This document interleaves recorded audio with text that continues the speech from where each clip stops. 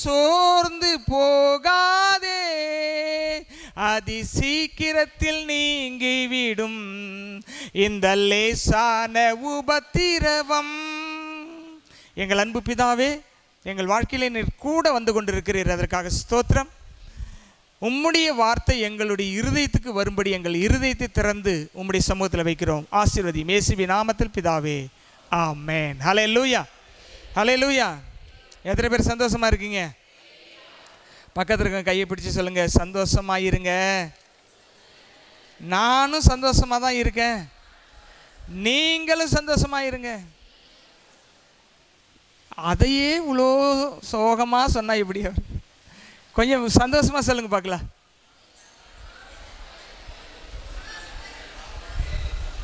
ஹல்லேலூயா, ஹல்லேலூயா. கர்த்தருடைய நாம் மகிமைப்படுவதாக. இந்த நாளிலே கூட வாக்குத்தத்த வசனத்தின் அடிப்படையில் இன்னொரு செய்தி நம்ம பார்க்க போகிறோம். பரிசுத்த அப்போஸ்தலர் பவுல் தன்னுடைய வாழ்க்கையில் அவருக்கு ஒரு பெரிய ஆசை இருந்தது. என்ன ஆசைன்னா, ஆண்டவரை அறியணும். யாரை அறியணும்? ஆண்டவரை அறியணும். அதுதான் அவருடைய வாழ்க்கை நோக்கமே. அதனால தான் அந்த பாடுகளுக்குள்ள, கஷ்டத்துக்குள்ள, கப்பல் சேதம், நிர்வாணம், வியாதி, துன்பம் எல்லாத்தின் வழியாக சந்தோஷமாக போனார்.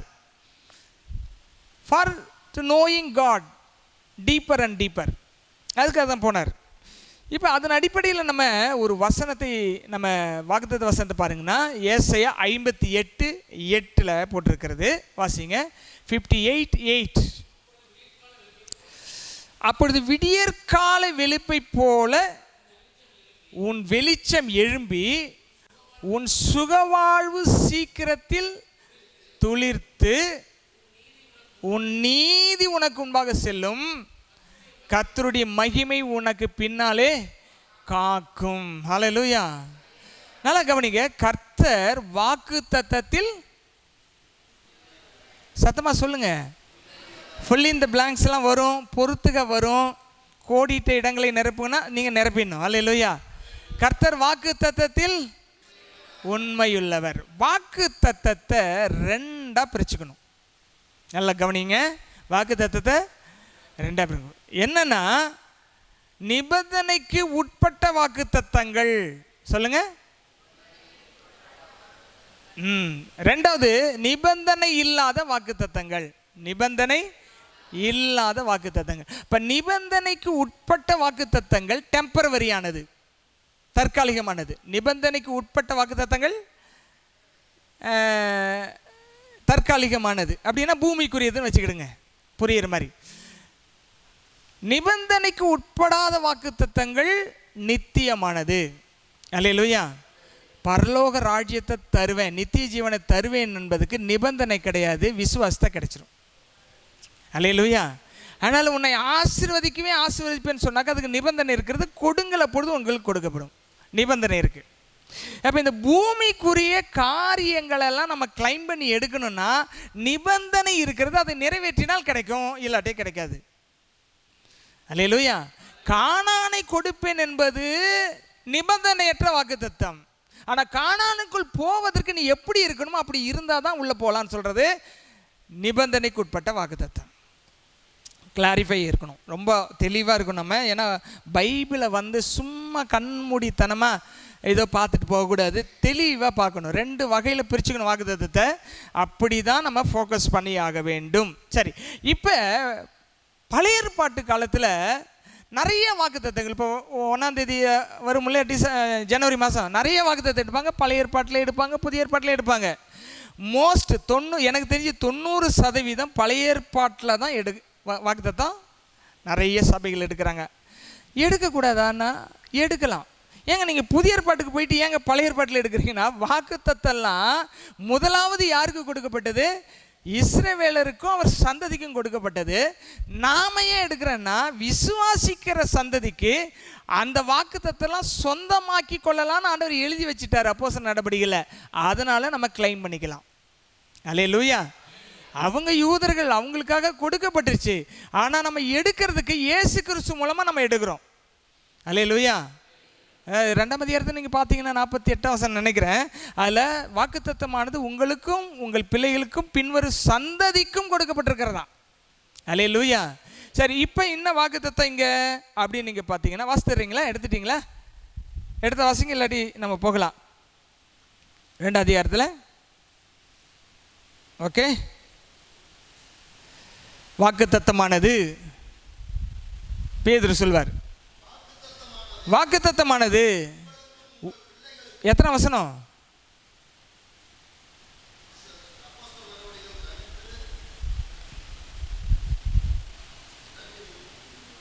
2:21. ஓகே, வாக்குத்தத்தமானது உங்களுக்கும் உங்கள் பிள்ளைகளுக்கும் நம்முடைய தேவனாகிய கர்த்தர் வர வரைக்கும் தூரத்துள்ள யாவருக்கும் உண்டை இருக்கிறது. அதனால தான் நம்ம பழைய ஏற்பாட்டிலையும் வாக்குத்தத்தம் எடுக்கலாம், புதிய ஏற்பாட்டிலையும் வாக்குத்தத்தம் எடுக்கலாம். எத்தனை வசனம்? 32:39. ஓகே, நல்லா கவனிங்க. நான் ரெஃபரன்ஸை கொஞ்சம் தப்பாக சொல்லிட்டேன். நல்லா கவனிங்க. வாக்குத்தத்தம்ன்றது 2 பிரிவாக இருக்குது. வாக்குத்தத்தம் நமக்கு சொந்தம்தான். எதை வேணால் கிளைம் பண்ணி எடுக்கலாம். என்னை பொறுத்தளவுக்கு வாக்குத்தத்தம்னா 32,000 வசனமும் வாக்குத்தத்தம் தான். பைபிளில் இருக்கிறதெல்லாம் எச்சரிப்பும் ஒரு வாக்குத்தத்தம் தான். இப்படி போனீங்கன்னா அடிடா விழும், அதுவும் வாக்குத்தத்தம் தான். அவர் சொல்லிட்டாலே அதுக்கு பேர் என்னதான்? வாக்குத்தத்தம். வாக்குத்தத்தத்தில் உண்மையுள்ளவர், வாக்குத்தத்தத்தில் உண்மையுள்ளவர். சரி, அதுக்கு கீழே 58ஆம் அதிகாரத்தில் 9ஆம் வசனத்தை வாசிங்க. அப்பொழுது நீ கூப்பிடுவாய், அப்பொழுது நீ கூப்பிடுவாய் அப்படின் போது எங்கேயோ ஏதோ ஒரு கண்டிஷன் அங்கே வருது பாருங்க. விடியற்கால வெளுப்பை போல உன் வெளிச்சம் எழும்பி உன் சுகவாழ்வு சீக்கிரத்தில் துளிக்கும் போட்டிருக்கு. அதுக்கு கீழே இருக்கிறது போட்டிருக்கு, அப்பொழுது நீ கூப்பிடுவாய், கர்த்தர் மறு உத்தரவு கொடுப்பார். எப்பொழுது கொடுப்பார்? 7ஆம் வசனத்துக்கு போங்க, அங்க சொல்லி இருக்கிறாரு. பசி உள்ளவனுக்கு எங்க போய் லிங்க் ஆகுது பாத்தீங்களா? பசி உள்ளவனுக்கு உன் ஆகாரத்தையும் துரத்துண்ட சிறுமையானவனுக்கு வீட்டிலே சேர்த்துக் கொள்ளுகிறதும் வஸ்திரமில்லாதவனை கண்டால் அவனுக்கு வஸ்திரம் கொடுக்கிறதும் உன் மாம்சமானவனுக்கு உன்னை ஒழிக்காமல் இருக்கிறதும் அல்லவோ தான் எனக்கு உகந்த உபவாசம். அதுக்கு மேல பாத்தீங்கன்னா கட்டுண்டவர்களை விடுதலையாக்குறதும் போட்டிருக்கா. இதெல்லாம்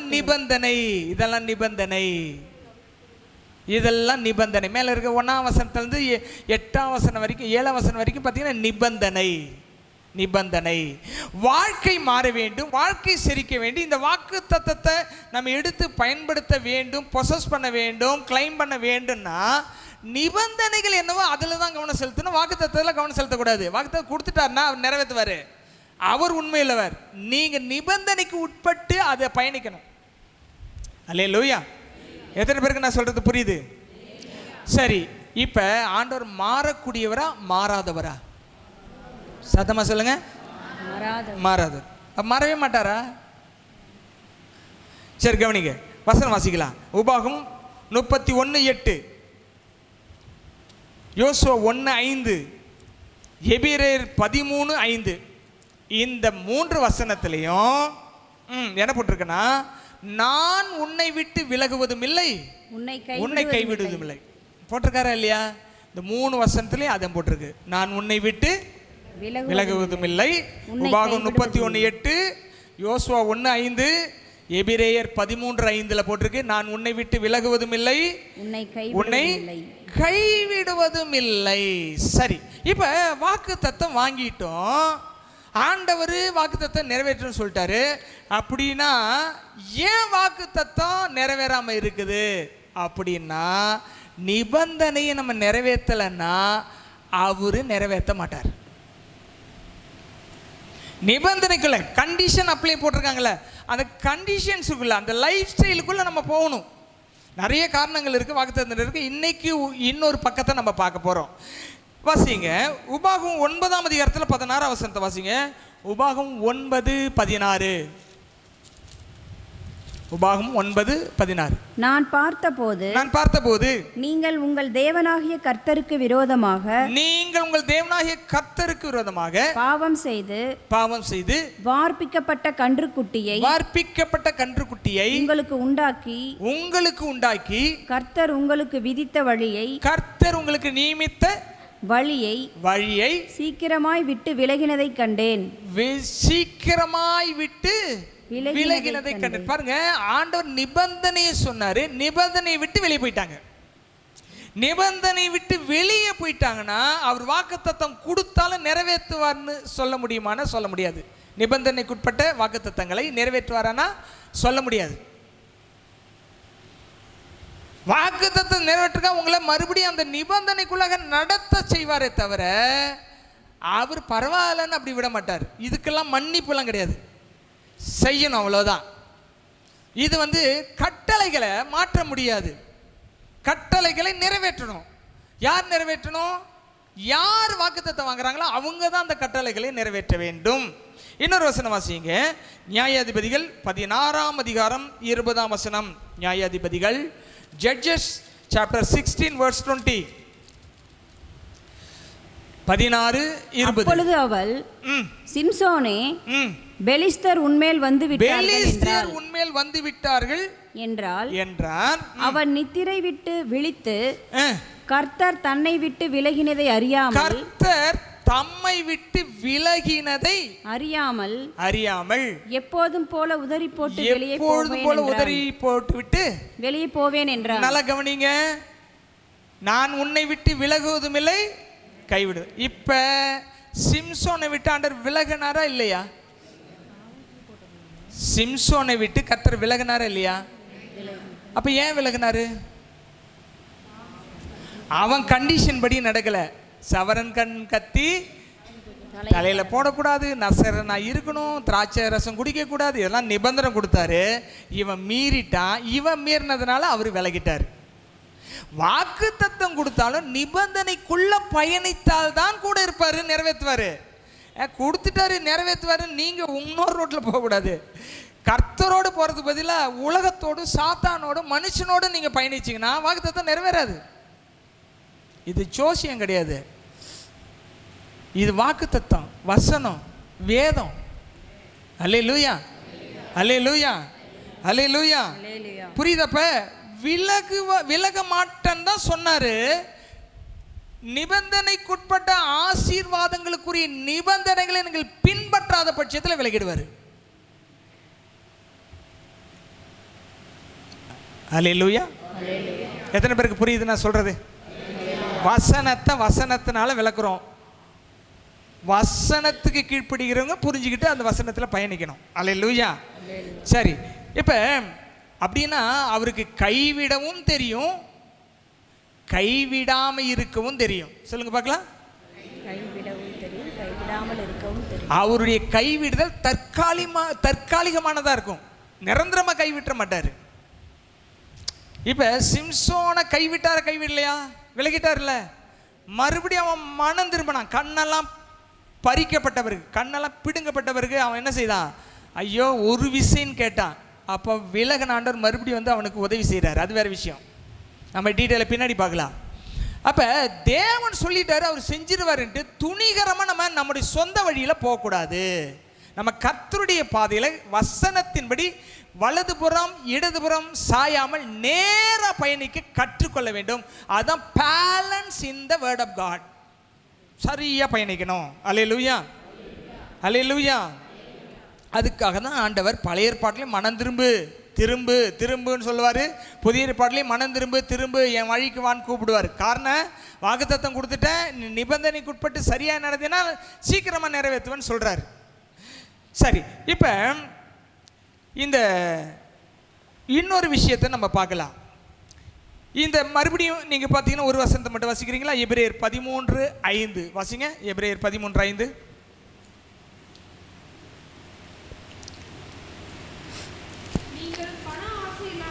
நீங்கள் பண ஆசை இல்லாதவர்களாய் நடந்து உங்களுக்கு இருக்கிறவைகள் போதும் என்று எண்ணுங்கள்.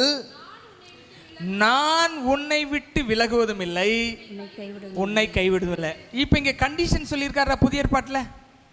அங்கே காணான கொடுப்பன்னு அவங்களுக்கு வேற கண்டிஷன் சொல்லிட்டாரு. புதிய ஏற்பாட்டில் என்ன கண்டிஷன் சொல்றாரு? நீ உங்களுக்கு என்ன இருக்கக்கூடாது? பணாசை இருக்கக்கூடாது.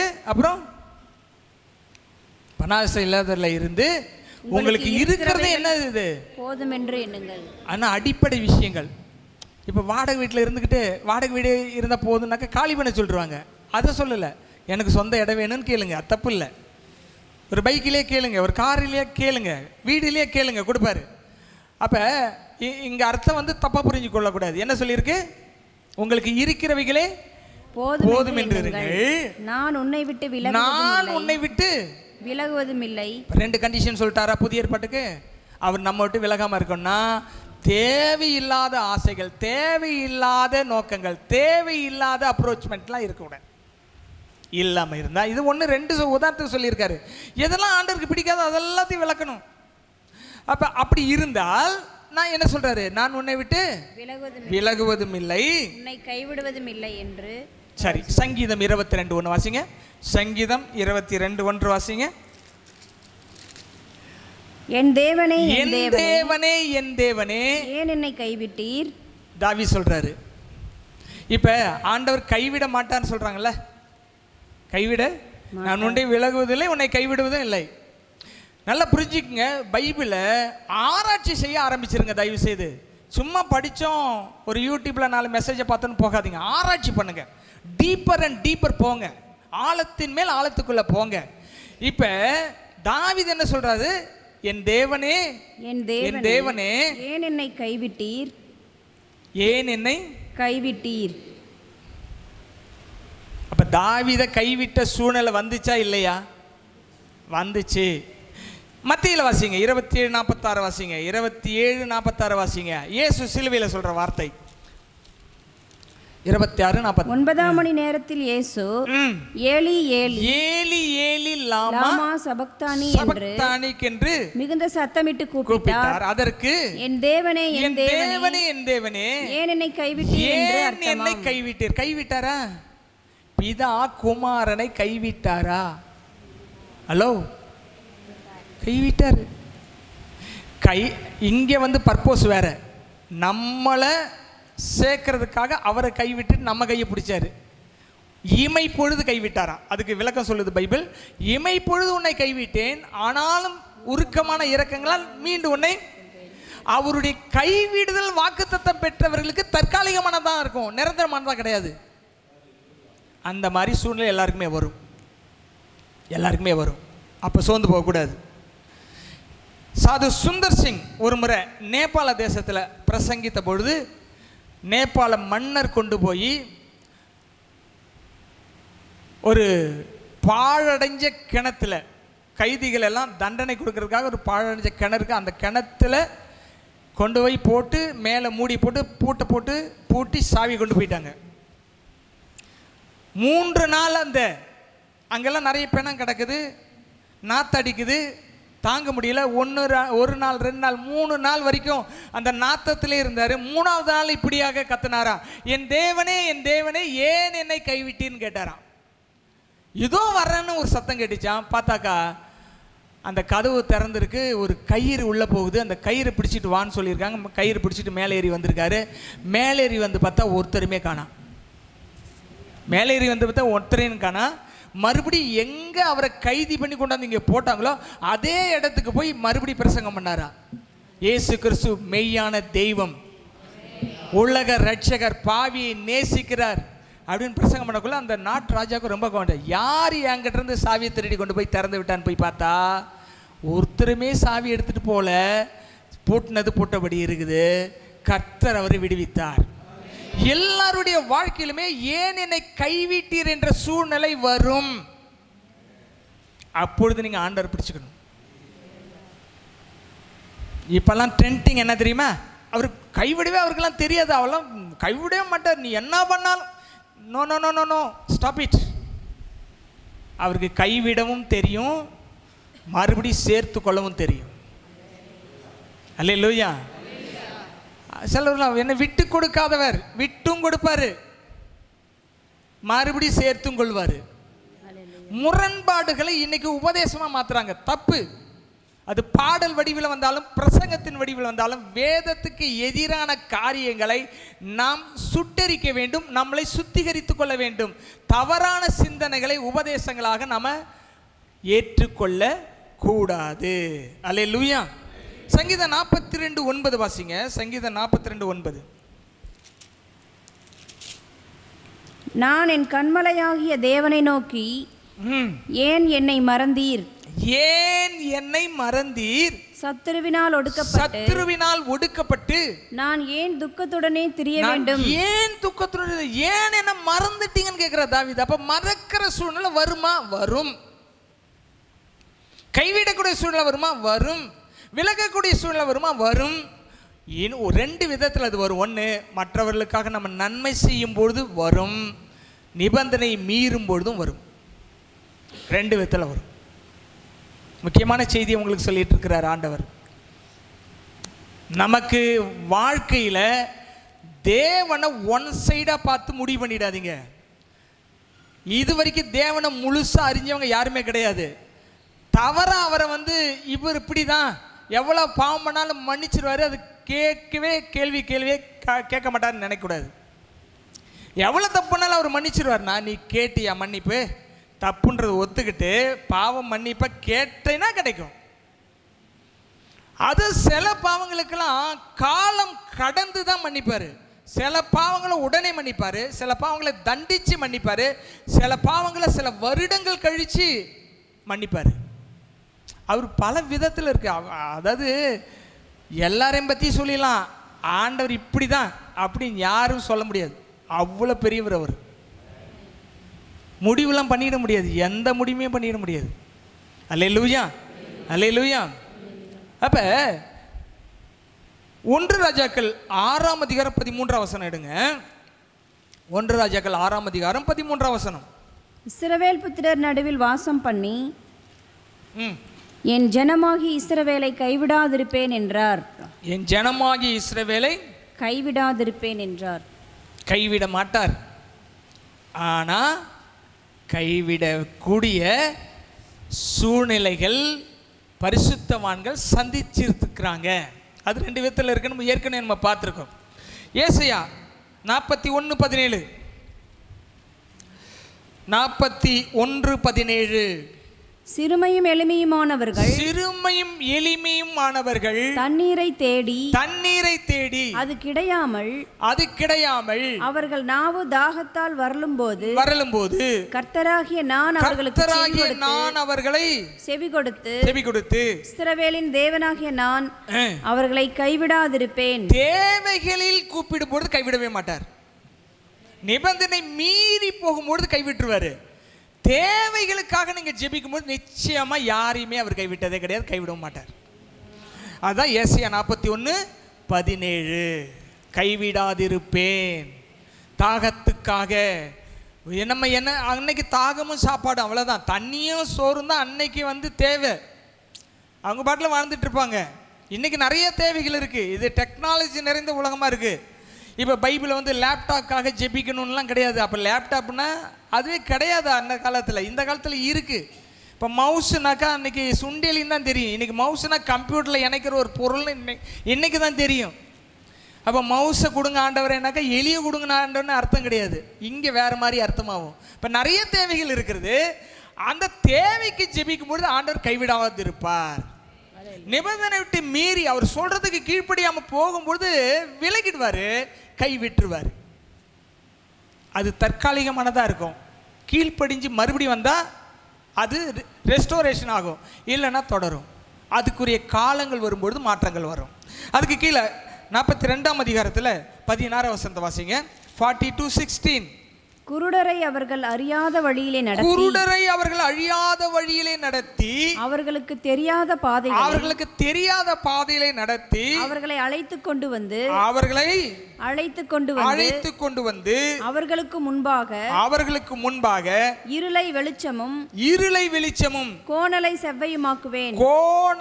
செவ்வையுமாக்குவேன். இந்த காரியங்களை நான் அவர்களுக்கு செய்து அவர்களை கைவிடாதிருப்பேன் கொடுப்பேன். எவ்வளவு கடினமான விஷயங்களா கூட இருக்கலாம், அதை ஆண்டவர் உண்மையுள்ள மனுஷனுக்கு செஞ்சு முடிப்பார், கைவிட மாட்டார். ஹல்லேலூயா. அதனாலதான் பைபிள் சொல்லுது, உண்மையுள்ள மனிதன் பரிபூர்ண ஆசீர்வாதங்களை பெறுவான். நீங்க அவர் சொல்ற மாதிரி செஞ்சா அவர் சொன்னதை அவர் செய்வார். அல்லேலூயா. சரி, இப்ப நல்லா கவனிங்க. நம்ம நிபந்தனைகளை, ஒரு வாக்குத்தத்தத்துக்குள்ள நிபந்தனைகள் இருக்கிறது. இந்த உலகத்துக்குரிய ஆசீர்வாதங்களை தேவன் நமக்கு வாக்குத்தத்தம் பண்ணும்போது அந்த நிபந்தனைகளில் நம்ம நடக்க கற்றுக்கொள்ள வேண்டும். அல்லேலூயா, அல்லேலூயா. பாருங்க, நீங்க இந்த குழந்தைங்களுக்கு ஆனா இப்படி போட்டு காமிங்க, அது தலைகீழ் இப்படி போடும். அதுவும் ஆனா தான், கண்ணாடி வச்சு பார்த்தா தான் நேரம் வரும், அதுக்கு அவ்வளோதான் வரும். ஆனால் கவனிங்க, பழக்கி எப்படி தான் பழகணும், நேராக ஆனா போனது தான் கற்றுக்கிட்டோமே தவிர தலைகீழ போட்டுட்டு அதுவும் ஆனான்னு சொல்ல முடியாது. இப்போ நல்லா கவனிங்க, தேவன் எப்படி செயல்படுகிறார் என்பதை கற்றுக்கொள்ளுங்கள். நீதிமொழியின் புஸ்தகம் 1ஆம் அதிகாரத்தில் 22ஆம் வசனத்திலிருந்து சொல்கிறார். இது ஏதோ முரட்டாட்டமான மக்களுக்கு சொல்ல, புரியாத மக்களுக்கு பேசுகிறார்.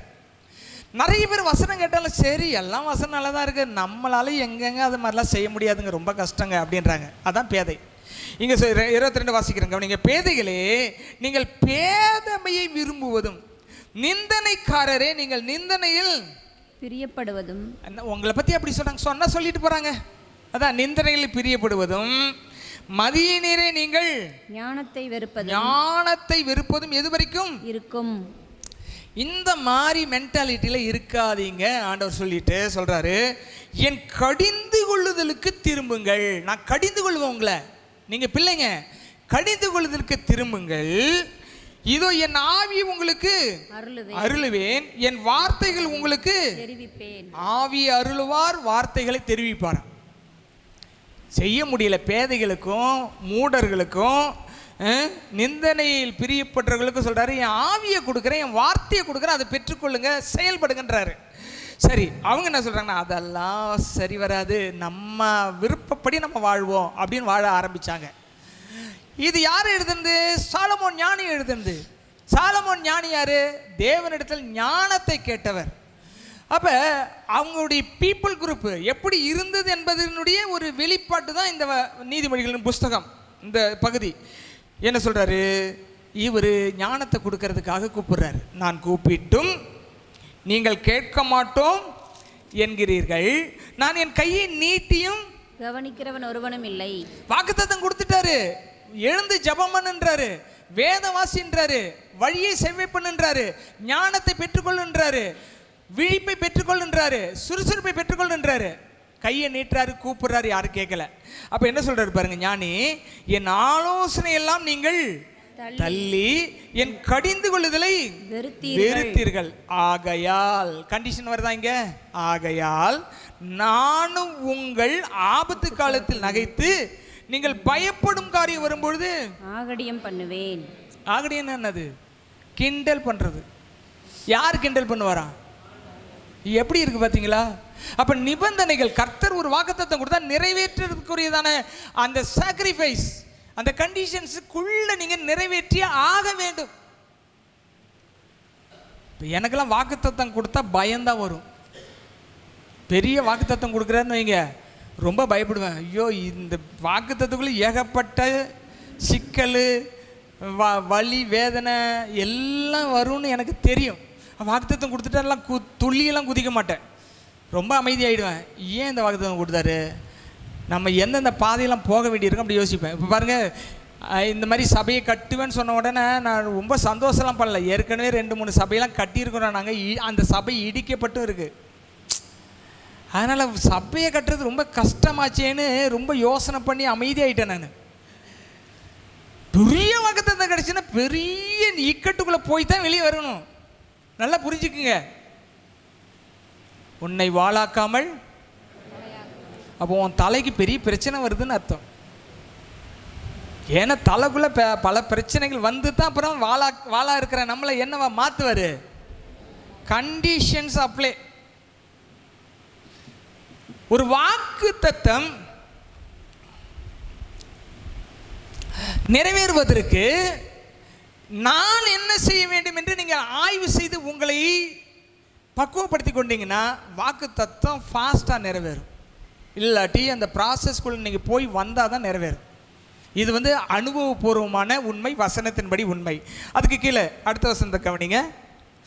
அப்பொழுது அவர்கள் என்னை நோக்கி கூப்பிடுவார்கள், நான் மறு உத்தரவு கொடுக்க மாட்டேன், ஆகடியம் பண்ணுவேன். 27, நீங்கள் பயப்படும் காரியம் புசல் போல் வரும்போது, ஆபத்து சூறாவளி போல் உங்களுக்கு நேரிடும் போதும், நெருக்கமும் இடுக்கணும் உங்கள் மேல் வரும் பொழுதும் ஆகடியம் பண்ணுவேன். இங்கிலீஷ்ல என்ன போட்டுருக்கு பாருங்க. when terror strikes you like a storm and your calamity comes like a whirlwind, when distress and anguish come upon you, I will mock. When terror strikes you, I will mock. What your word is it? I will mock when the storm strikes you. புயல் வந்து ஒன்று அடித்து சின்ன பின்னமாக்கும் பொழுது நான் வந்து பரியாசம் பண்ணுவேன் உன்னை அப்படிங்கிறாரு. உன்னை விட்டு விலகுவதும் இல்லை, உன்னை கைவிடுவதும் இல்லை சொன்ன அதே ஆண்டவர் தான் இதையும் சொல்லியிருக்காரு. நம்ம தேவனை இப்படி தான் செய்வார், இப்படி செய்ய மாட்டார்லாம் சொல்ல முடியாது. அவர் எப்படி வேணால் செயல்படுவார், எப்படி வேணால் செய்வார். அவரால் பிடுங்கவும் முடியும், இடிக்கவும் முடியும், கட்டவும் முடியும், நாட்டவும் முடியும். என்னன்னா நமக்கு என்ன கொடுக்குறாரோ அதுக்குரிய வாழ்க்கையை நம்ம வாழ ஆரம்பிக்கணுமே தவிர அவர் சொல்லாததெல்லாம் நம்ம செஞ்சிட்டு இருந்தோம்னா அவர் அமைதியாயிடுவார். அல்லேலூயா. இதுக்கு கீழே வாசிக்கிறேன் கவனிங்க. ஏன், what is the reason God marking the people, marking upon the people? ஏன் அப்படி செய்கிறாருன்னா பாருங்க, மறுபடியும் 28 போட்டிருக்கு பாருங்க. அப்பொழுது அவர்கள் என்னை நோக்கி கூப்பிடுவார்கள், நான் மறு உத்தரவு கொடுக்க மாட்டேன். ஆனால் பைபிள் என்ன சொல்லுது? என்னை நோக்கி கூப்பிடு, அப்பொழுது நீ அறியாதும் உனக்கு எட்டாதமான பெரிய காரியங்கள். சரியா இருந்து கூப்பிட்டாது, சரியில்லாம கூப்பிட்டா இது. எல்லாத்துக்குமே வசனம் இருக்குங்க, எல்லாத்துக்குமே வசனம் இருக்கு. இது சரியில்லாத ஆளுங்க என்ன பண்றாங்க? அப்பொழுது அவர்கள் என்னை நோக்கி கூப்பிடுவார்கள், நான் மறு உத்தரவு கொடுக்க மாட்டேன். அவர்கள் என்னை அதிகாலையில் என்னை தேடுவார்கள், என்னை காண மாட்டார்கள். ஜெபிச்சுட்டே இருப்பாங்க, நான் படான்ட்டு போயிட்டே இருப்பேன். தேவனுக்கு நிறைய பக்கம் இருக்கு. அந்த ஒரு பக்கத்தை தான் இன்னைக்கு உங்களுக்கு சொல்றேன். இதை வாழ்க்கையில் தெரிஞ்சுக்குங்க. வாக்குத்தத்தை இப்படி கொடுத்துட்டாரு பாரு. நான் ஜெபிச்செல்லாம் மாற்ற முடியாது. வாழ்க்கையை நம்ம மாற்றி நிபந்தனைக்குள்பட்ட அந்த காரியங்களுக்குள்ள போனோம்னா மாறும். ஏன்னா ஜெபத்தில் நம்ம உன்னை கேட்கலாமே தவிர கொடுங்கன்னு அவ கையிலேருந்து பிடுங்கிறதுக்கெல்லாம் நமக்கு தெம்பு கிடையாது. அல்லேலூயா, அல்லேலூயா. அதுக்கு கீழே பாருங்க, ஏன் இதை அப்படி செய்யற? இவ்வளோ கொடுமையான புயல் அடிக்குது, காத்தடிக்குது, அவர் வந்து கிண்டல் கேலி பண்ணிட்டு இருக்கிறாரு என்ன? ஏன் அப்படின்னா சொல்றாங்க, அவர்கள் அறிவை வெறுத்தார்கள். அவர்கள் அறிவை because they hated knowledge. They hated knowledge. அவர்கள் அறிவை வெறுத்தார்கள். and did not choose the fear of the Lord. கர்த்தருக்கு பயப்படுதலை என்ன செய்யல? தெரிந்து கொள்ளாமல் போனார்கள். என் ஆலோசனை அவர்கள் விரும்பவில்லை. என் கடிந்து கொள்ளுதலை அவர்கள் அசட்டை பண்ணினார்கள். இதுதாங்க இன்னைக்கு நிறைய பேர் என்னன்னா மனம் திரும்பாமலே மன்னிப்பு வாங்கலான்னு பார்க்குறாங்க. மனம் திரும்பினாதான் மன்னிப்பு கிடைக்கும். மனம் திரும்பினாதான்.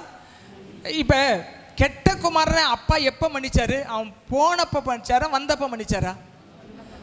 அவன் என்ன கேட்டான்? பரத்துக்கு விரோதமாகவும் இனிமேல் உன்னுடைய மகன் என்று சொல்லப்படுவதற்கு. அப்ப என்ன செய்தாரு? ஒண்ணுமே சொல்லல. அவன் மனம் திரும்புதல். மனம் சொல்லுங்களா, இந்த வார்த்தை சொல்லுங்க, சத்தமா சொல்லுங்களேன். மனம் திரும்புதல். நல்லா கவனிங்க. மனம் வருந்துதல், மனம் திரும்புதல் கிடையாது. நிறைய பேர் மனம் வருந்துவாங்க, எடா தப்பு நடந்து போச்சு என்னடா பண்றது. மனம் வருந்துவதெல்லாம் மனம் திரும்புதல் கிடையாது. அல்லேலூயா. மனம் வருந்ததுக்கு ஒரு உதாரணம் சொல்றேன் பாருங்க. யூதாஸ் காரியத்து குற்றமில்லாத ரத்தத்தை காட்டி கொடுத்ததினால் நான் பாவம் செய்தேன்னு மனம் வருந்தினான். ஆனா மனம் திருந்தல. மனம் வருந்துறது வேற, மனம் திருந்துறது வேற. நீங்க மனம் வருந்துவீங்க, இப்படி ஆகி போச்சு, என்ன பண்றது, இப்படி ஆகி போச்சு. மனம் வருந்துறதுன்றது ஃபர்ஸ்ட் ஃபார் ரிப்பண்டன்ஸ். மனம் திரும்புதலுக்கு முன்னாக உண்டாகிறது மனம் வருந்துதல். மனம் வருந்தி ஆண்டவரே, பேதுரு கேட்ட மாதிரி, ஆண்டவரே இந்த பாவத்தை நான் செஞ்சிட்டேன் மன்னியுங்கன்னு கேட்டிருந்தாக்கா ஆண்டவர் யாரை மன்னிச்சிருப்பாரு? யோதாசை மன்னிச்சிரு. ஆனா இந்த பேதுரு வாழ்க்கையில் பார்த்தீங்கன்னா மனம் வருந்தினான், இரண்டாவது மனம் திருந்தினான் பேதுரு. அதனால தான் மறுபடியும் முதல் சீசனம் பண்ணான்.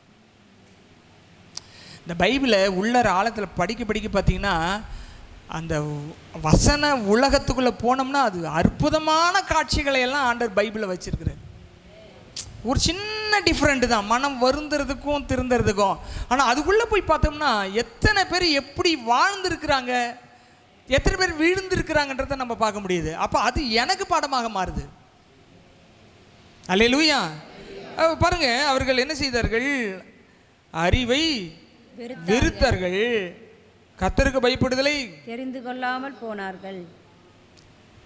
ஆகையால் அவர்கள் தங்கள் வழிகளின் பலனை புசிப்பார்கள், தங்கள் யோசனையினால் திருப்தி ஆவார்கள். பார்த்தீங்கன்னா மனுஷனுக்கு அழிவு வரும்போது வந்தா வந்துட்டு போகுது அப்படின்னு சொல்றது வந்து யோசனையில திருப்தி ஆகிறது. எல்லார் வாழ்க்கையிலும் நெகட்டிவிட்டி வரும், அதை பாசிட்டிவாக மாற்றிக்கிறது அவங்களுடைய தீர்மானத்தில் இருக்கு. அதுக்கு கீழே பாருங்க, பேதைகளின் மாறுபாடு அவர்களை கொல்லும், மூடரின் நிர்விசாரம் அவர்களை அழிக்கும். எனக்கு செவி கொடுக்கிறவன் எவனோ அவன் விக்கிரமின்றி வாசம் பண்ணி ஆபத்துக்கு பயப்படாமல் அமைதியா இருப்பான். நல்லா கவனிங்க, ஆண்டவர் உன்னை விட்டு விலகுவதும் இல்லை, உன்னை கைவிடுதல் தான் வாக்குத்தத்தம் கொடுத்துருக்கிறாரு. நம்முடைய இந்த பூமிக்குரிய ஆசீர்வாதங்கள் பெரிய பெரிய விஷயத்த சொல்லியிருக்கிறாரு. அதற்குரிய வாழ்க்கை வாழும்படி அழைக்கிறாரு. அதில் இடையூறு பண்ணும்பொழுது விலகிறாரு, சில சமயத்தில் கைவிடுறாரு. இது வராமல் இருக்கணும்னா நாம அவரோடு பயணிக்கணும். ஒரு பாட்டு இருக்குல்ல, உம்மோடு கூட நடந்திடுவேன் உயிரோடு வாழும் நாட்களெல்லாம், உம்மோடு கூட நடந்திடுவேன் உயிரோடு வாழும் நாட்களெல்லாம், கண் கலங்காமல் காத்தீரையா, கால் இடராமல் தடுத்தீரையா, உயிரோடு வாழும் நாட்களெல்லாம் உம்மோடு கூட நடந்திடுவேன் உயிரோடு வாழும் நாட்களெல்லாம் உம்மோடு கூட நடந்திடுவேன். இது உங்க தீர்மானமா இருந்துச்சுன்னா அவர் உங்களை விட்டு விலகவும் மாட்டார், கைவிடவும் மாட்டார். நியாயாதிபதிகள் புஸ்தகம் 16ஆம் அதிகாரத்தை எடுத்துக்கொள்ளுங்கள். ஜட்ஜஸ் சாப்டர் 16 16ஆம் அதிகாரத்தில் கவனிங்க, இந்த உலகம் உங்களை சிநேகிக்கும் பொழுது அந்த உலக சிநேகம் தேவனுக்கு விரோதமான பகை, மறந்துடாதீங்க. Don't love the world, don't love the world. அதில் இங்கே 13 நான் வாசிக்கிறேன், நீங்கள் கவனிங்க. பின்பு தெலீலால் சிம்சோனை பார்த்து, இதுவரைக்கும் என்னை பரியாசம் பண்ணி எனக்கு பொய் சொன்னாய், உன்னை எதினால் கட்டலாம் என்று எனக்கு சொல்ல வேண்டும் என்றாள். அதற்கு அவன், நீ என் தலைமயிரின் 7 ஜடைகளை நெசவநூல் பாவோடை பின்னி விட்டால் ஆகும் என்றான். அப்படியே அவள் செய்து அவைகளை ஆணி எடுத்து மாட்டி, சிம்சோனை பெலிஸ்தர் உன்மேல் வந்து விட்டார்கள் என்றாள். அவன் நித்திரை விட்டு எழும்பி நெசவு ஆணியையும் நூல் பாவையும் கூட பிடுங்கி கொண்டு போனான். புரியுதா இது என்னன்னு? நம்ம ஊர்லெல்லாம் நெசவு நெய்கிறாங்கல்ல, பாவு சுருட்டுறாங்கல்ல, இந்த பாவுக்கு ஒவ்வொன்றுக்கும் ஒரு அணி வைக்கிறாங்களே, ஒவ்வொரு முடிச்சு போட்டு வச்சுருக்காங்கல்ல, அதை தனித்தனியாக எடுத்து ஒரு ஆணியில் அடித்து மாட்டுவாங்க. இப்போ வந்து இந்த கிளிப் மாதிரி வந்துருச்சு, அதில் மாட்டியிருக்காங்க. அந்த நெசவை இதை வந்து என்ன பண்ணால் இப்போ கிட்டத்தட்ட ஒரு இதுக்கு கிட்டத்தட்ட 70 கண்ணி, 70லேருந்து 80 கண்ணி வருது. 80 ஆணி அடித்து அதில் மாட்டியாச்சு. நூலுக்கு பதிலாக இவன் சடை இருக்கல, முடி, சடாமுடி, அந்த சடாமுடியை அதில் கட்டியாச்சு. புரியுதுங்களா? அந்த உருளையே செவுத்தில் அடித்து அந்த ஆணியில் இவன் தலைமயிரை கட்டியாச்சு. கட்டிட்டா அதை இழுக்கவே முடியாது, மண்டை பிச்சுக்கிட்டு வந்துடும். இப்போ டெஸ்ட் பண்ணுறா, இவன் உண்மை சொல்கிறானா போய் சொல்கிறான். நல்லா கவனிங்க, பலசாலிகளை வீழ்த்தக்கூடிய காரியங்களுக்கு இடம் கொடுக்கக்கூடாது. ஆண் பெண்ணுக்கு இடம் கொடுக்கக்கூடாது, பெண் ஆணுக்கு இடம் கொடுக்கக்கூடாது. உங்கள் வாழ்க்கை துணைவிக்கு இடம் கொடுக்கலாம், துணைவருக்கு இடம் கொடுக்கலாம். இங்கே தெலீலாள் என்பவள் யாருன்னு உங்களுக்கெல்லாம் தெரியும். தெரிஞ்சு அவளிடத்தில் இவன் போனது பெரிய தப்பு. சீக்கிரட்டை வாங்கிறதுக்காக அவன் முயற்சி பண்ணுறா, பொய் சொல்லிக்கிட்டே இருக்கிறான். கடைசியில் என்ன ஆகுதுன்னா 15ஆம் வசனத்தை பாருங்க, பிடிங்கிட்டு போயிட்டான். 15ஆம் வசனம், அப்பொழுது அவள் அவனை பார்த்து, உன் இருதயம் என்னோடு இராதிருக்க உன்னை சிநேகிக்கிறேன் என்று நீ எப்படி சொல்லுகிறாய்? என்னை லவ் பண்ணுறேன்னு சொல்கிற, நீ இந்த சீக்கிரட்லாம் சொல்ல மாட்டியே. எதுக்காக சீக்கிரட்டை வாங்குறா? அவளை வாழ வைக்கிறதுக்கா? அவனை வாழ வைக்கிறதுக்கு இல்லை, அவனை கொன்று ஒழிக்கிறதுக்காக சீக்கிரட்டு கேட்குறா. நல்லா கவனிங்க, உங்கள் ஆவிக்குரிய வாழ்க்கையில் உங்களை வாழ வைக்கிறதுக்கு பதிலாக வீழ்த்தக்கூடிய காரியங்களுக்கு இடம் கொடுக்காதீங்க. இங்கே என்ன சொல்கிற பாருங்க, இந்த 3 விஷயம் என்னை பரியாசம் பண்ணின அளவா உன்னுடைய மகாபலம் எதனால் உண்டாயிருக்கிறது என்று எனக்கு சொல்லாமற் போனாயே என்று சொல்லி இப்படி அவனை தினம் தினம் தன் வார்த்தையினாலே நெருக்கி அலட்டி கொண்டிருக்கிறதினால் சாகத்தக்கதாய் அவனை ஆத்மாவை விசனப்படுது. கெட்ட கெட்ட வார்த்தையை போய் பேசி அவன் மனசை ஒட்டச்சிட்டான். சரி, இங்கே வந்ததுக்கு நம்ம செத்தே போகலான்ற அளவுக்கு அவனுடைய ஆத்மா எப்படி ஆயிடுச்சு? கசப்பாயிடுச்சு. என்னென்ன வார்த்தையெல்லாம் கேட்டிருப்பான்லாம், அதெல்லாம் எழுதல் ஆவியானவர், அதெல்லாம் எழுத முடியாத வார்த்தைகள், வாயில் சொல்ல முடியாத வார்த்தைகள். அப்படி சொன்ன உடனே பார்த்தீங்கன்னா அப்போ என்ன பண்ண, ஆத்மா விசனப்பட்டு தன் இருதயத்தை எல்லாம் அவளுக்கு வெளிப்படுத்தி, சவனன்கண் கத்தி என் தலையின் மேல் படவில்லை, என் தாயின் கற்பத்தில் பிறந்தது முதல் தேவனுக்கென்று நசரேனானவன், என் தலை சிரைக்கப்பட்டால் என் பலம் என்னை விட்டு போம், அதனால் நான் பலட்சியமாகி மற்ற எல்லா மனுஷரை போல் ஆவேன் என்று அவளிடத்தில் போச்சா. சீக்ரெட்டாக இருக்கிறதுக்காக சொல்கிறார் ஆண்டவர். இவன் சீக்ரெட்டை யார்கிட்ட சொல்கிறான்? ஒய்ஃபு கிட்டயா சொன்னா? ஒய்ஃபே கிடையாது, அது காசுக்காக தன்னை உடம்பை விற்கிறவகிட்ட சொல்கிறான். அவளுக்கு என்னென்னா, அவனோ பெரிய ரேட்டு பேசிட்டானோ தெலீலாள் கிட்ட, இவனை மட்டும் நீ கரெக்டாக எங்கே பலன் இருக்குன்னு கண்டுபிடிச்சி சொல்லு, நீ என்ன கேட்டாலும் தாரன்ட்டானோ. அவன் காசுக்காக எதை வேணா செய்யக்கூடியவ என்ன பண்ணா, சீக்கிரட்டை வாங்கி அங்கே சீக்கிரட்டை விற்றுட்டான். சிலர் பார்த்தீங்கன்னா இராணுவ ரகசியங்கள்லாம் திருடி விற்பாங்க, பல கோடி சம்பாதிக்கிறவங்கலாம் இருக்காங்க. ஒரு நாட்டினுடைய எந்த விஷயத்தையும் இன்னொரு நாட்டுக்கு சொல்லக்கூடாது, ஒரு குடும்பத்தினுடைய எந்த ரகசியத்தையும் இன்னொருத்தருக்கு சொல்லக்கூடாது, ஒருத்தன் தனிப்பட்ட வாழ்க்கையின் ரகசியங்களை இன்னொருத்தருக்கு சொல்லக்கூடாது, கணவனை பற்றிய ரகசியங்களை மனைவி என்ன செய்யக்கூடாது, பிறர் இடத்துல சொல்லக்கூடாது, மனைவி பற்றிய ரகசியங்களை பிறர் இடத்துல சொல்லக்கூடாது. அந்தரங்க வாழ்க்கையாக இருக்கலாம், பொருளாதார வாழ்க்கையாக இருக்கலாம், சமுதாய வாழ்க்கையாக இருக்கலாம், கணவன் மனைவிக்குள்ள மட்டும்தான் அவங்க பாதுகாக்கப்பட வேண்டும். ரகசியங்கள் ரகசியமாய் காக்கப்படவில்லை என்றால் அழிவு நிச்சயம். சபைக்குரிய ரகசியங்கள் சபை மக்கள் சபையில் வைத்து பாதுகாத்துக்கணும். அல்லேலூயா. அதான் எழுதுறாரு சபை குறித்து எழுதும்போது பரிசுத்த பவுல் என்ன, இந்த ரகசியம் பெரிது, நான் சபையை பற்றி சொல்கிறேன்னு எழுதியிருக்காரு. சீக்ரெட்ஸ். அல்லேலூயா. சொல்லிட்டானா? 18 கவனிங்க.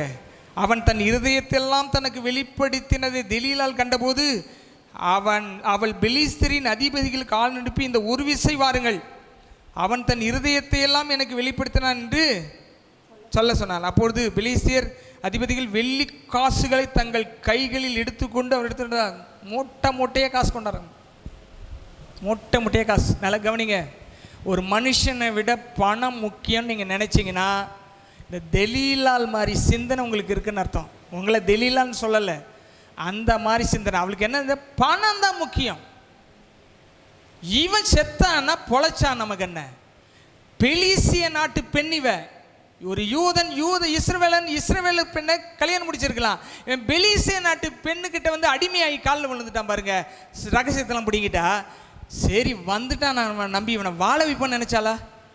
நல்லா கவனிங்க, காசுக்காக யாரையும் கொல்லக்கூடாது, வார்த்தையாலும் கொல்லக்கூடாது, செயலாலும் கொல்லக்கூடாது. கவனிங்க, இன்னைக்கு பொருளாசை நிறைந்த உலகம், பணம் எப்படி செகண்ட் கணக்கில் பெருக்கலான்னு ஓடுற இந்த உலகத்தில் உங்களுக்கு பணம் பிரதானமாக இருக்கக்கூடாது, கர்த்தருடைய வார்த்தை தான் பிரதானமாக இருக்கணும். அதுக்கு அடுத்து தான் உங்கள் குடும்பத்திற்கு நபர்கள் தான் பிரதானமான இருக்கணும். பணத்தை வச்சு மட்டம் தட்டக்கூடாது. எத்தனை பவுன் போட்டு கொண்டு வந்த நீ, உங்கள் அம்மா என்ன போட்டாங்க, என்ன செஞ்சாங்கன்னு என்ன செய்யக்கூடாது, குமரனும் கேட்கக்கூடாது, கிழவனும் கேட்கக்கூடாது. வயசு ஆக ஆக தான் கோபமும் வரும், வேகமும் நமக்கு வரும். வேண்டாம், நீங்களாம் வர, நீங்களாம் இந்த அவன் அவளை சம்பாதிக்கிறான், நீ என்னத்தை சம்பாதிக்கிறேன்னு கேட்கக்கூடாது. அறிவுள்ள புத்தியுள்ள ஸ்திரீ கேட்கக்கூடாது. கணவனை காட்டிலும் காசை பெருசாக நினச்சிங்கன்னா கணவனை இழந்து போயிடுவீங்க.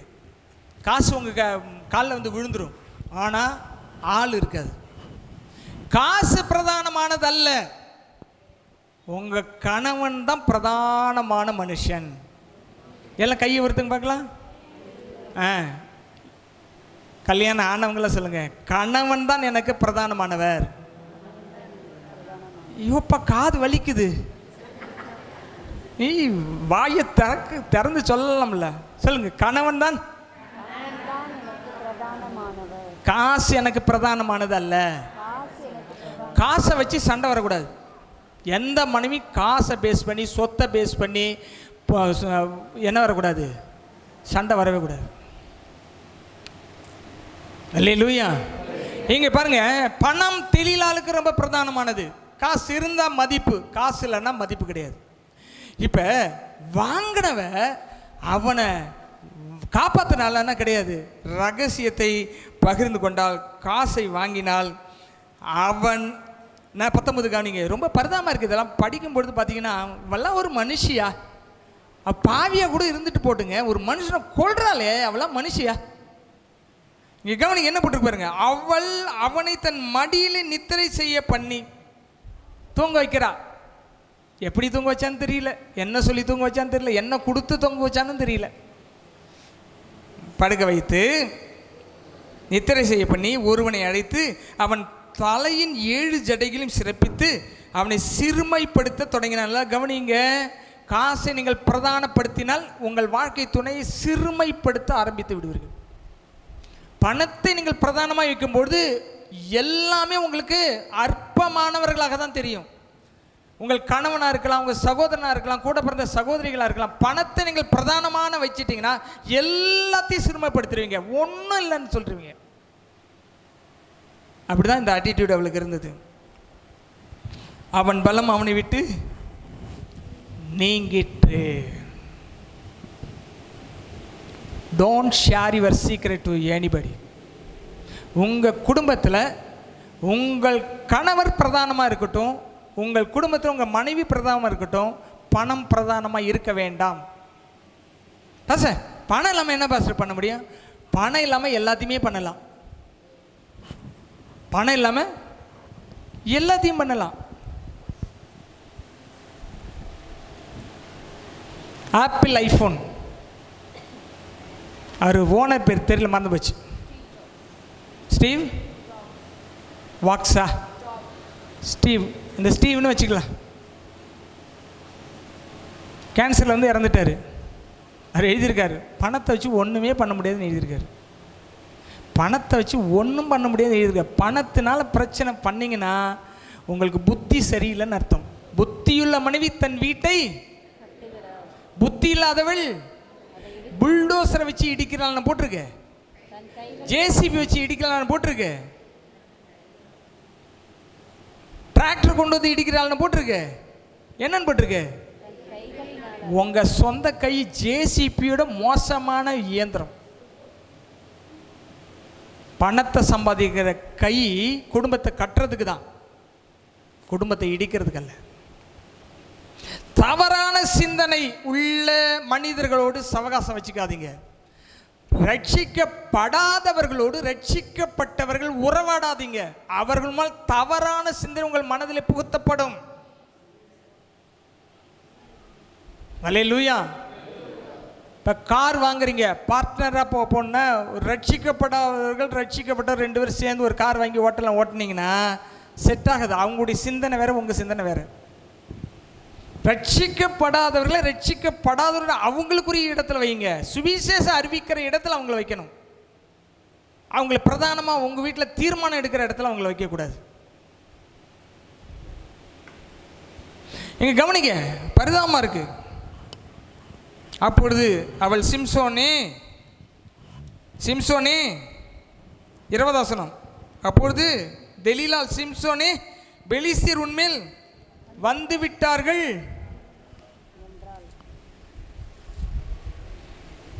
வீட்டுக்காரர் என்ன சொல்லி, வீட்டுக்காரரோட வந்து ஒரு பெரிய பராக்கிரமசாலி, ரட்சகன், இஸ்ரவேலை ரட்சிக்க பிறந்தவன், எதிரியை வீழ்த்தி இஸ்ரவேலை நாமத்தை உயர்த்துவதற்காக பிறந்தவன், பெலிஸ்தீரத்தில் இருக்கிற ஒரு அற்பமான ஒரு மனுஷின் காலில் போய் விழுந்து விட்டான். இப்போ அவ சொல்றா, டேய் வந்துட்டாங்கடா, ஏய் சிம்சோனே வந்துட்டாங்க, உன் திறமையை கொஞ்சம் காட்டு அப்படிங்கிறான். என்ன நடக்குது பாருங்க. அவன் நித்திரை விட்டு விழித்து கர்த்தர் தன்னை விட்டு விலகினதை அறியாமல் எப்பொழுதும் போல உதறி போட்டு வெளியே போனான். போவேன் என்றான். பெலிஸ்தர் அவனை பிடித்து அவன் கண்களை பிடுங்கி அவனை காசாவுக்கு கொண்டு போய் அவனுக்கு 2 வெண்கல விலங்குகளை போட்டு சிறைச்சாலே மாவரித்து கொண்டிருக்க வைத்தார்கள். போச்சு, வாழ்க்கையே போயிடுச்சு. திருமணமான பெண் உங்கள் கணவனை தவிர வேற யார் மேல ஆசைப்பட்டீங்கன்னா கண்ணு ஃபஸ்ட்டு போயிடும். திருமணமான ஆண்களுக்கு சொல்றேன், உங்க மனைவியை தவிர வேற யார் மேல கண்ணு போச்சுன்னா கண்ணு போயிடும். ஆவிக்குரிய கண்ணு போயிடும். வயசாச்சுன்னா இந்த கண்ணும் தெரியாத போயிடும். எதை பிடுங்கினாங்க? ஏங்க கண்ணை பிடுங்கினா எவ்வளோ வலிக்கும்? கண்ணில் தூசி விழுந்தாலும் எவ்வளோ இருக்கு பாருங்க. ஒரு மனுஷன் ஒரு நிபந்தனைக்கு உட்பட்டு வாழ வேண்டிய ஒரு மனுஷன், சவரன் கத்தி தலையில படக்கூடாது, திராட்சரசம் மதுமனம் குடிக்கக்கூடாது, பிணத்தை தொடக்கூடாது. அதான் அவனுக்கு கண்டிஷன். அந்த நிபந்தனையை உடைச்சான் பாருங்க, கண்ணு போயிடுச்சு. வாக்கு தத்தத்தில் உண்மையுள்ளவர் அவர் நிறைவேற்றுவாரா? ஆச்சா பூச்சா பிடிக்க இப்படி அத்தனை வாக்கு தத்தம், 1000 சோத்திரம் 10,000 சோத்திரம், எதுவும் கதைக்கு ஆகாது. வாழ்க்கை மாறாத பட்சத்தில் எதுவும் மாறாது. இங்க என்ன சொல்ற? கண்களை பிடுங்கி, இப்ப இருக்கிற காசா இருக்கு பார்த்தீங்களா, காசால பிரச்சனை இருக்குல்ல, காசா ஸ்ட்ரிப்ஸ்ன்னு சொல்றாங்களே, இந்த காசா பெலிஸ்தியர் வாழ்ந்தது, கானானியர் வாழ்ந்த இடம் எல்லாமே காசா தான். பிலிப்பு வந்து சுவிசேஷம் அறிவிக்க போகும்பொழுது காசாவுக்கு போகிற வழி, எத்தியோப்பியாவுக்கு அது வழியே போகலாம், கீழே எகிப்துக்கு போய் எத்தியோப்பியா போகணும். காசாவுக்கு கொண்டு போய், இன்னைக்கு அக்டோபர் 7 என்ன பண்ணாங்க? 1500 பேர் கொன்னுட்டு பிணை கைதிகள்லாம் காசாவுக்கு தான் கொண்டு போனாங்க. அந்த ஆவி இன்னுமே வேலை செய்துக்கிட்டு இருக்கு. காசாவுக்கு கொண்டு போய் என்ன பிடுங்கினாங்களா? கொடூரம் கொடூரம். எப்பா மை காட், கண்ணை பிடிங்கிட்டாங்க. கண்ணை பிடிங்கி என்ன அரைக்க விட்டாங்க? ஹோட்டலில் சாப்பிட்டுட்டு காசு இல்லைன்னா அந்த காலத்தில், இப்போ கிரைண்டர் வந்துருச்சு, மாவாட்டம். எதிரியை வீழ்த்தக்கூடிய ஒரு மனுஷனுக்கு இருந்த ஒரே ஒரு வீக்னஸ், பெண் மீது அலாதியான ஆசை. பெண் மீது அலாதியான ஆசை, கட்டுப்பாடற்ற ஆசை. அது ஆணுக்கு பெண்ணுக்கு யாருக்கு இருந்தாலும் சரி, கண் பிடுங்கப்பட்டு போகும். மாவாட்டிட்டு இருக்கிறான். புரியுதா? ஆண்டவர் விலகிட்டது கூட இவனுக்கு தெரியல, எல்லாம் பார்த்துக்கலாம் நினைக்கிறார். உங்கள் பலத்தை, உங்கள் அறிவை, உங்கள் பேச்சை, உங்கள் திறமையை நம்பாதீங்க. கர்த்தருடைய வார்த்தையை மட்டும் நம்புங்க. கண்ணு போன பிறகு சொல்லுவாங்கள்ல, அந்த மாதிரி இப்போ என்ன பண்ணுறான்னா, சிறைச்சாலையிலே மாவரைக்க கண்ணு போயிடுச்சு, சிறைச்சாலைக்கு போயிட்டான், மாவரைச்சிட்டு இருக்கிறான். அவன் தலைமையை சிரைக்கப்பட்ட பின்பு திரும்பவும் முளைக்க தொடங்கினது. சூப்பர் ஜோக்கராக மாற்றுறாங்க. இந்த சர்க்கஸ் எல்லாம் ஜோக்கர் வருவான் பாருங்களேன். ஜோக்கர் வந்தால் இப்படி என்ன கிடைக்கும், நமக்கு பயங்கரமாக சிரிப்பு கிடைக்கும், ஏதாவது ஒன்று சிரிப்பு பண்ணுவார். இப்போ ஹீரோவை ஜோக்கராக மாற்றிட்டா. பிசாசு எப்பயுமே என்ன பண்ணுவான்னா, யாரெல்லாம் கத்தருக்குன்னு வைராக்கியமாய் ஹீரோவாக இருக்கிறாங்களோ அவங்களெல்லாம் ஜீரோவை மாற்றி மாவரிக்க வச்சு சிறைச்சாலை போட்டு ஜோக்கராக மாற்றிடுவான். அவனுக்கு லக்கு வந்து உன்னை ஜோக்கராக மாற்றுறது, ஆண்டவருக்கு லக்கு வந்து உன்னை விசுவாச வீரனா மாத்துறது. இங்க என்ன நடக்குது பாருங்க. பெலிஸ்தீன் பிரபுக்கள் நம்முடைய பகைஞனாகிய சிம்சோனை நம்முடைய தேவன் நம்முடைய கையில் ஒப்பு கொடுத்தார். இதுதாங்க ஆண்டவர் பயங்கரமான ஒரு அடி. அடின்னா மனசுக்கு வேதனை, மனுஷனை உண்டாக்கினதுக்காக விசனப்பட்டார்னு இருக்குல்ல, அந்த மாதிரி. என்ன என்ன என்ன சொல்லி இருக்கிறாங்க பெலிஸ்தீர்கள்? நம்முடைய பகைஞனை நம்முடைய தேவன் நம்முடைய கையில், அவன் தேவன் அவனை காப்பாற்ற முடியலன்னு சொல்றாங்க. சிம்சோனின் தேவன் சிம்சோனை காப்பாற்றல, நம்ம கையில் நம்ம தேவன் நம்மளை ஒப்பு கொடுத்துட்டான்னு சொல்லிட்டு என்ன சொல்றாங்க பாருங்க. தங்கள் தேவனாகிய தாகோனுக்கு ஒரு பெரிய பலி செலுத்தவும் சந்தோஷம் கொண்டாடவும் கூடி வந்தார்கள். பாருங்க, நீங்க கர்த்தர் சித்தத்திட்டு விலகி போகும் பொழுது, கர்த்தர் சொல்கிற நிபந்தனைப்படி வாழாமல் போகும்பொழுது எதிரி ஜெயிச்சதாகத்தான் இருக்கும். ஆண்டவர் ஜெயிச்ச மாதிரியே தெரியல பாருங்க. இப்போ இங்கே வந்து தேவன் சைடு தப்பு இருக்குதா, சிம்சோன் சைடு தப்பு இருக்கா? தேவன் சைடு தப்பு இருக்கு இல்லை. அவர் கரெக்டாக சொல்லிட்டாரு, நீ தான் ரட்சகன், உன் மூலமாக பெரிய ரட்சிப்பை நான் இஸ்ரேலுக்கு தரப்போகிறேன். பெலிஸ்தரை நீ முறியடிப்பாயின்னு அவன் ஒரு தாடை எலும்பு, கழுதை தாடை எலும்பு வச்சு 1000 பேரை அடிச்சுக்கொண்டான். ஒரு நாட்டினுடைய காம்பவுண்டு கேட்டு தூக்கி கொண்டு போய் வீசிட்டு போயிட்டான். இவ்வளோ பெரிய பராக்கிரமசாலி, பலசாலி. நல்லா கவனிங்க, உங்கள் பலன் அதிகமாக அதிகமாக உங்களுடைய பலவீனம் எங்கே இருக்குன்னு உங்களுக்கு தெரியும். அந்த பலவீனத்தை கண்டுபிடித்து அகற்றவில்லை என்று சொன்னால் அழிவை நோக்கி நீங்கள் போய்கொண்டிருக்கிறீர்கள். ஜாக்கிரதையாக வாழணும். கிறிஸ்துவ வாழ்க்கையில் தருணம் தப்புனா மரணம்னு சொல்கிறாங்களா, அந்த மாதிரி வாழ்க்கை தான் கிறிஸ்துவ வாழ்க்கை. பேசுகிறதும் சிந்திக்கிறதும் செயல்படுறதும் ரொம்ப தெளிவாக இருக்கணும். இப்படி இருக்கிற சமயத்தில் அவன் ஒரு ஜெபம் பண்ணுகிறான். ஜனங்கள் அவனை கண்டவுடனே நம்முடைய தேசத்தை பாழாக்கி நம்மில் அநேகரை கொன்று போட்டு நம்முடைய பகைஞனை மறுபடியும் சொல்கிறாங்க பாரு, நம்முடைய தேவன் நம்முடைய கையிலே ஒப்பு கொடுத்தார் என்று சொல்லி தங்கள் தேவனை புகழ்ந்தார்கள். இதுதான் சத்ரு தூஷிக்க இடம் கொடுக்கவே கூடாது. நம்ம நிபந்தனைகளை எல்லாம் உடைச்சு போட்டான். என்னத்துக்காக அழைக்கப்பட்ட அழைப்பை இழந்து போயிட்டான். தேவன் அவனை எதற்காக தரிசனம் கொடுத்து வயசான காலத்தில் அவங்க அப்பா அம்மாவுக்கு கொடுத்தாரோ அது எல்லாத்தையும் மறந்துட்டான்.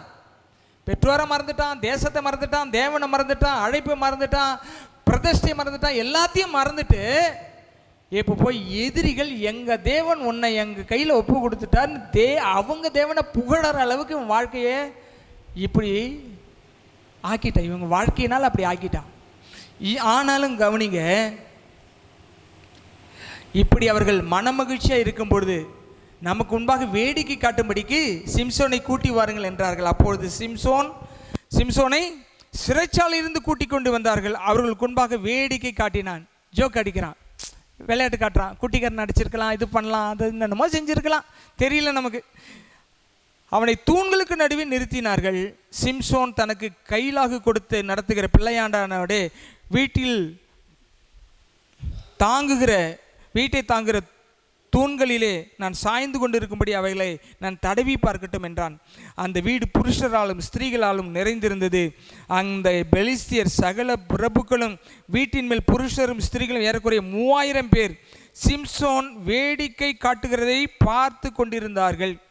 அப்பொழுது சிம்சோன் கர்த்தரை நோக்கி கூப்பிட்டு, கர்த்தராகிய ஆண்டவரே, நான் என் 2 கண்களுக்காக ஒரே தீர்வாய் பெலிஸ்தியர் கையிலே பழிவாங்கும்படி இந்த ஒரு விசை மாத்திரம் என்னை நினைத்தருளும், தேவனை பலப்படுத்தும் என்று சொல்லி சிம்சோன் அந்த வீட்டை தாங்கி 2 தூண்களில் ஒன்றை தனது வலதுகையினாலும் மற்றொன்றை தன் இடதுகையினாலும் பிடித்து கொண்டு, என் ஜீவன் பெலிஸ்தரோட கூட மடிய கடவுது என்று சொல்லி பலமாய் சாய்க்க அந்த வீடு அதிலிருந்த பிரபுக்கள் மேலும் எல்லா ஜனங்கள் மேல் விழுந்தது.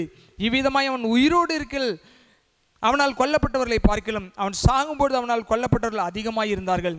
பின்பு அவன் சகோதரரும் அவன் தகப்பன் வீட்டாரும் போய் அவனை எடுத்து கொண்டு வந்து சோராவுக்கும் எஸ்தாவோலுக்கும் நடுவே அவன் தகப்பனாகிய மனோவின் கல்லறையில் அடக்கம் பண்ணினார்கள். அவன் இஸ்ரவேலை 20 வருஷம் நியாய விசாரித்தான். முடிவு பரிதாபம். எதிரி நாட்டில் போய் செத்து அந்த பணத்தை அங்கே கொண்டு போகிறாங்க. ஆவிக்குரிய வாழ்க்கையில் எதை வாக்குத்தத்தமாய் வாங்குகிறோமோ அதற்கேற்ற மாதிரி வாழ்கிறோமா, அதுதான் முக்கியம். இந்த லெசன் எனக்கும் தான் உங்களுக்கும் தான். ஏதோ பாஸ்டர் பிரசங்கிக்கிறாருன்னொன்னே பாஸ்டர் பிரசங்கிக்கிறாரு அவருக்கு இல்லை, ஃபஸ்ட்டு எனக்கு தான். நான் 2 முறை பிரசங்கத்தை கேட்குறேன், நீங்கள் 1 முறை கேட்குறீங்க. யூடியூப்பில் போனால் எத்தனை முறை வேணால் கேட்கலாம். எனக்கு கர்த்தர் எதெல்லாம் பேசி என்னை எஜுகேட் பண்ணுறாரோ எடிஃபை பண்ணுறாரோ அதைத்தான் நான் உங்களுக்கு பேசிகிட்டு இருக்கிறேன். அவர் பேசுனதை கேட்குறேன், இப்பொழுது நான் பேசுகிறேன், மறுபடியும் அதை நான் கேட்குறேன். ஃபஸ்ட்டு பிரசங்கத்தை ரிசீவ் பண்ணுறது நான் தான். இது எச்சரிக்கையான பிரசங்கம். விலக மாட்டார் ஆனால் விலகுவார், கைவிட மாட்டார் ஆனால் கைவிடுவார். எப்போ எப்படின்றது இந்த பிரசங்கத்துக்குள்ளே இருக்கிற விஷயங்களை நீங்கள் திரும்ப திரும்ப கேட்டு தியானித்து உங்களை சரிப்படுத்தி கொள்ளுங்கள். அடுத்த ஆண்டு ஆசீர்வாதத்துக்கு இப்பொழுதே ஆயத்தமாங்கள். கண்களை மூடி ஆண்டவரை நோக்கி பார்ப்போம். தகப்பனே, இந்த நாளில் என்னோடும் சபையோடும் பேசியிருக்கிறீர். நாங்கள் என்ன செய்ய வேண்டும் என்று நான் அல்ல, நீர் பேசி கொண்டிருக்கிறீர்.